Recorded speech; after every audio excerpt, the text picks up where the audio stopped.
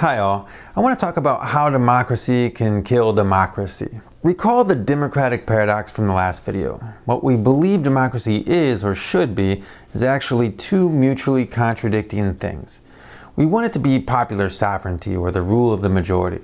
And at the same time, we want it to be liberal democracy, what with its checks and balances and its guarantees of individual liberties. But because majorities don't always care much for the rights of minorities, and because individual liberty may allow a small few to concentrate all of society's wealth into their own hands, well, these two visions of democracy are often at odds with each other. Most stable democracies today have found ways to reconcile these contradictions by putting some decision-making into the direct hands of the people through things like plebiscites, referendums, or in our case here in the United States, state and county level ballot proposals. While at the same time they maintain a system in which most decision-making is done by elected officials who are bound by institutional checks and balances. But if either one of these democratic modes gets too much of the upper hand, democracy itself could be sacrificed in a deal. For instance, if all we have is liberal democracy, the disproportionate emphasis on protecting individual liberties, particularly that of private property, could help create an oligarchic order in which only the rich really have any freedom, while everyone else is technically free but has no material means to actually live free. Imagine for a moment that tomorrow you will be evicted from your home for failure to pay rent. How politically free will you feel then? Probably not as free as your landlord. On a side note, the people who defended slavery in the years leading up to the Civil War in the United States often claimed that they were doing so in the name of liberal democracy. They were especially keen on the idea that man has an inalienable right to own private property, even slaves, as long as they were the right color of man, of course. On the other hand, and this is our main topic today, if there's too much popular sovereignty, not only might majorities choose to violate the rights of minorities, but we may lose the ability to prevent a popular leader from systematically undermining the institutions that check his power. We could, as it so happens, vote our way right into dictatorship. This is the essence of populism, which, as we defined before, is quote-unquote a thin-centered ideology that considers society to be ultimately separated into two homogeneous and antagonistic groups, the pure people and the corrupt elite, and argues that politics should be an expression of the volonté générale, the general will of the people. Now, to be sure, populism can be defined in a variety of ways, and it is. Also, for example, it's defined as a political strategy, a political style, and a political logic.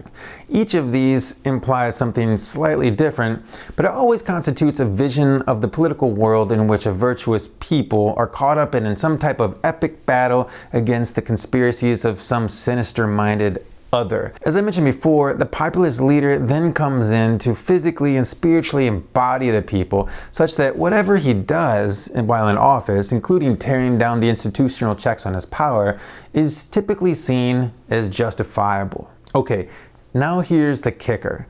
Depending on who you think the people are, you might imagine populism as either a right-wing or a left-wing phenomenon. The truth, however, is that it can manifest on both the left and the right. On the left, the people, or the us, tends to represent the poor and disenfranchised masses. And the elite, the them, are the rich capitalists, the economic elite, and their cronies in the corrupt government. By contrast, on the right, the people tend to be defined less by their social class and more by their ethnic or national identity, while the elite usually represent rich liberal politicians and businessmen alongside some supposedly co-opted, co-conspiratorial minority group such as, let's say, Muslims, Jews, or immigrants, all of whom may be lumped under the homogenizing moniker of criminal or terrorist. Despite their differences on both the left and the right, the basic narrative of populism holds. We, the people, have seen our country that is naturally and rightfully ours stolen from us by a conspiracy of elites and their bogeymen. And we must take our country back no matter what the cost. Now, what is the cost? I'll let you decide. But to give you an idea of how populism has played out elsewhere, let's take a look at what's happened in Venezuela over the last 2 decades. I'll be posting links to a couple of short documentary videos that will help you visualize the story better than I can here, but this is the basic rundown. In February 1992, a lieutenant colonel in the Venezuelan armed forces named Hugo Chavez organized a coup attempt on then-President Carlos Andrés Pérez. The coup failed and Chavez was imprisoned, but since the late 1980s, Venezuela's political elite had been rapidly losing legitimacy as the true representative of the people, and the coup attempt turned out to be a very popular one. In fact, it was so popular that Venezuela's next president, Rafael Caldera, pardoned Chavez just 2 years later under popular pressure. Chavez's luck then skyrocketed from there. In 1998, he decided to run for president and he won in a landslide. In order to have more time to consolidate his power, he then ran a national referendum in 1999 to write a new constitution, which would give him a 6-year term limit. It was approved in a landslide vote as well. Now, the following year, in 2000, riding on that tidal wave of popularity, Chavez held new presidential elections and he won again. He was briefly ousted in a right-wing US-backed coup in 2002, but then was soon brought back to power when the coup plotters were overwhelmed by masses of citizens that came out to protest his ouster. Then, upon return, he set out to purge the larger government apparatus of opposition power bases, consolidating his power further. He then began directing the government's financial resources, mostly derived from oil income, to advance a broad-based welfare program that, while improving the lives of the poor and reducing inequality, would also tie their fates to the heroic persona that Chavez was creating for himself. Over the following years, Chavez built a veritable cult of personality, whereupon many Venezuelans came to see him as the spiritual embodiment of the people themselves. At least symbolically then, this meant that there could be no Chavez without Venezuela, and there could be no Venezuela without Chavez, thereby justifying his next move in 2007, when he ran another referendum to change the Constitution yet again, this time allowing himself to be re-elected indefinitely, or technically through the year 2030.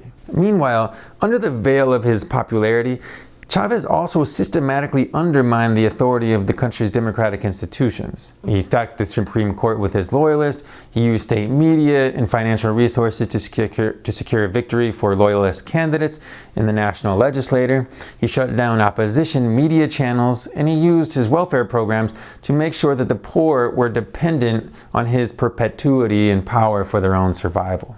Now, like most people do, Chavez eventually died. And fortunately for him, he died in 2013, barely a year before a historic collapse of the global price in oil. Note that Venezuela had, since the 1920s, been pretty much a petrostate, and at times was the third largest oil producer. But since Chavez began exploiting that industry for political gain in the early 2000s, some 95% of government revenue came from oil alone. This, of course, meant that when the price of oil dropped dramatically in 2014, the government, now in control of Chavez's hand-picked successor Nicolás Maduro, had very little money to play around with, much less sustain the welfare state Chavez had already created. But by this time, the institutional checks on power in Venezuela had eroded, such that political opposition to the Maduro government could only mobilize through non-institutional channels. It did so in the streets and was met with violent government crackdowns. More recently, the opposition has mobilized in a more insurrectionist way, but to little avail.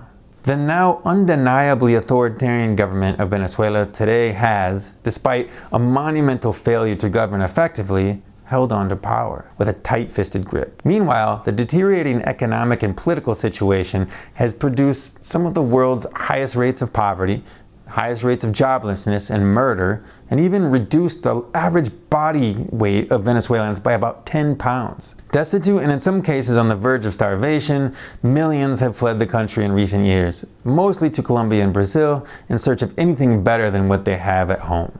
So, at the end of the day, what do we see from this story I've just told? In this case, democracy killed democracy through the mechanism of popular sovereignty, which opened the way for populism. But why would people vote for this? And couldn't they see it coming? Well, to the first question, they voted for this in large part because during the decades prior to the rise of Hugo Chavez, liberal democracy had produced its own kind of dystopic reality, wherein the political and economic elite openly basked in the absurd oil wealth of the country, while the vast majority of Venezuelans found themselves ever more deeply mired in poverty. When Hugo Chavez promised to put that wealth back into the hands of the people, back where it rightfully belonged, well, they said hell yeah. Now, as for the second question, why didn't they see authoritarianism coming?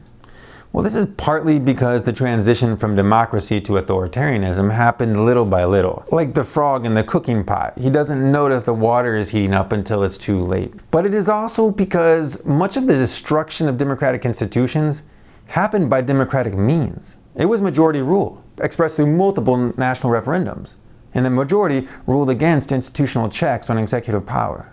What other outcome should we really expect? I'm Michael Wolff, and this is Comparative Politics Online.